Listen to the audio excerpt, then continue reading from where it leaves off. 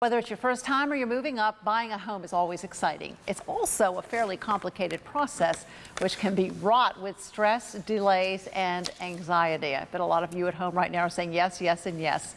Here with everything you need to know to navigate the pitfalls and sail your way through a smooth closing is Fox 29's common sense lawyer, Shari Olefson. Boy, did you hit on everything right there. And when so we talk unnecessary, about Roxanne, it does not have to be that way. Well, so what do you have to do to make sure that closing goes smoothly? Well, the very first step, and it's something all of us, it's completely within our control, is to read the contract. The contract is essentially the roadmap to your closing, and you would never get in your car for a cross-country trip without looking at the map. Why people go ahead and move forward with a closing without reading their contract is beyond my understanding. Can I tell you? Of course you're going to. You're going to.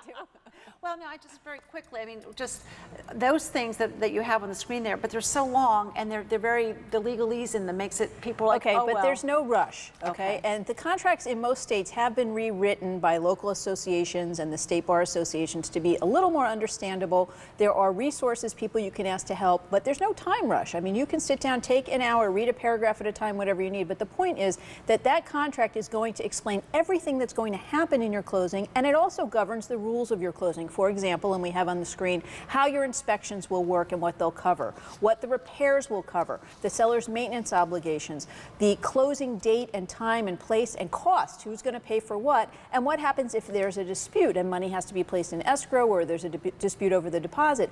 99% of the contract and closing problems fall into those buckets and could be resolved or avoided altogether if you know ahead of time what your obligations and rights are. So when you have questions, because there are so many people involved in a closing, who do you know, who do you ask, and how do you know that's the right person to ask? That's a great question, because you want your questions answered by the person who's qualified to do that. So there's three buckets. You've got realtors, you've got the closing or title agent, and then you've got people associated with your loan, the lender or the mortgage broker. The realtor is responsible for anything that physically has to do with the property. So the inspections, even, and this is something people don't realize, code enforcement issues or permits, if it has to physically do with the property, it's the realtor's realm. The title or closing agent, most people think since that person's running the show, that person's responsible for everything. The title or closing agent is only responsible for making sure that all the lender requirements are met, you get good title in accordance with the contract, and all the money is dispersed. That's it. Those are the only questions that go to that person. And then, of course, the lender or broker will answer your questions about your loan requirements. Okay, so all that's been done. Everything's,